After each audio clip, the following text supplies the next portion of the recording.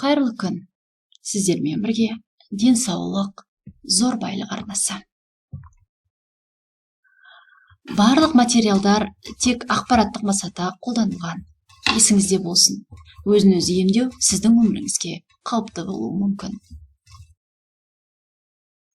Мысырлық бір шипагер былай деп жазады. Адамдардың баламның қызуы көтеріп кетті деп келсе, ашуым келеді. Соған бола дәрігер не болмаса дәрі екпе салу керек пе екен? Үйлерінде кәдімгі пияз, жуа, сарымсақ, тіпті кей қазақтар лук деп те атайды, бар емес пе?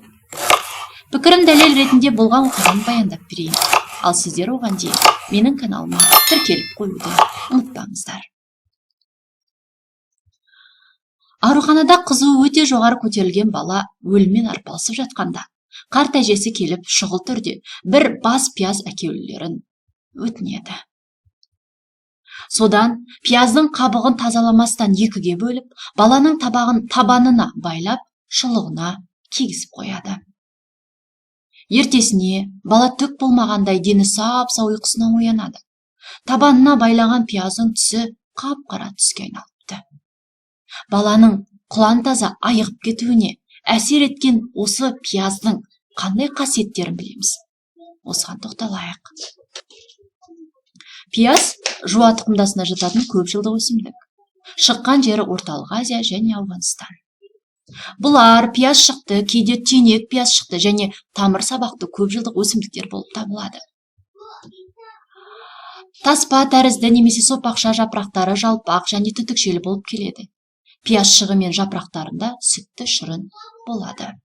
Гүлдері ұсақ, жай шатырша гүлге жиналады. Күлтері қызғылт, ақ, күлгін және қан қызыл түстес. Осы пияздың құрамында азоттық заттар, минералды тұздар, органикалық қышқылдар, глюкозидтер, СВА дәрумендері және флавоноидтар бар екен. Пияздың тураған адамның көзін ашытып жас шығуы оның құрамындағы эфир майларының әсерінен. Пияз бананасының құрамында 2-4-14% қант, 2 және 13-9 мг С дәрумені, 18% құрғақ зат, 2% шамасында белок, эфир майы, жапырағында 25-47 мг С дәрумені бар. Олай болса, осы пияздың қандай емдік қасиеттерін білеміз? Айтайық. Қарапайым пияз халықтық медицинада сан мың ауруға ем. Қытай халық медицинасы пиязды салқын тиюден болған аурулардың барлық түріне, тыныс жолдары ауруына, тіпті туберкулезге қарсы қолдануға кеңес береді. Көстен жас ағзатын пияздың тағам дәмін кіргізумен қатар, емдік қасиетте бар екен, көпшілік біле бермейді. Ертеде римдіктер мен гректер пиязды жауынгерлерге күш және батылдық беретін, әрі жарақатты жазатын шипалы қасиетті күшті өсімдік деп есептеген. Олар пияздың бір түріне жеңімпаз деп ат берген. Қияр шығыс пен Сібір елдерін аралаған жиһанкездер пиязбен құрқұлақ, яғни цинь ауруын емдеген. Пияз құрамында түрлі дәрумендерге бай минералды тұз, органикалық қышқыл, зиянды микробтарға қарсы төтеп беретін көзді ашытатын ұшпалы фитоцид бар. Ол ауадағы ауру тарататын микроб бактерияларды жояды. Пияздың сөлі емге пайдалы. Мәселен, пиязды спиртке қосып жасаған алачеп деген дәрі асқазан, ішек науқасына ем. Біріншіден, ас қорытуға жақсы әсерін тигізеді. Пияздың иісі өте жағымсыз екенін бәріміз жақсы білеміз. Алайда бұл көкөністің бойындағы ең құндысы да осы. Пияздың бойындағы эфир майы ауру қоздыратын құрт, бактерияларды жояды.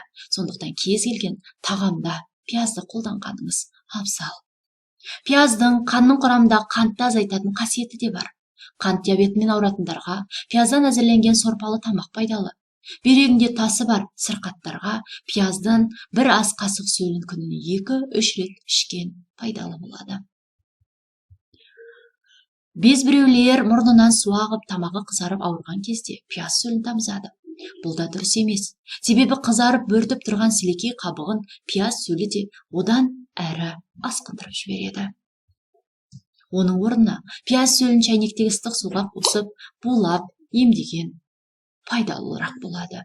Пияздың емдік қасиеті 15-20 минут сақталғандықтан тезірек пайдаланған абзал.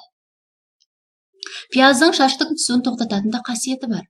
Пияз сөлін тамаққа тигізіп, бастың қиқасына жағу керек. Сондай-ақ пиязды үккіштен өткізіп, оны басқа жағып, сыртынан таңып қою керек. 1,5-2 сағаттан соң жылы сумен шайып жібереді. Үккіштен өткізілген пиязға сұйық май, жұмыртқаның сары уызы, бал, 1 шай ас қасық қосып, құрғақ шашқа жақса, шаш түсуі мен ұштануын тоқтатып, тез өсетін болады. Апельсин мен лимонға қарағанда пияздың құрамында аскорбин қышқылы көбірек. Қазіргі таңда жер жүзінде пияздың 400-ден аса түрі белгілі. Пиязды жылдың кез келген маусымда пайдалануға болатынын естен шығармаңыз. Олай болса, осынша емдік қасиетке ие пиязды күнделікті өмірде қолданып жүрсеңіз, денсаулығыңыз мықты, көңіл күйіңіз жақсы болатынын біз сенімдіміз. Олай болса, бүгінгі видео сіздерге пайдалы болды деген ойдамын. Денсаулық зор байлық арнасына тіркеліп, қолдау көрсетуді ұмытпаңыз. Келесі видеода жолыққанша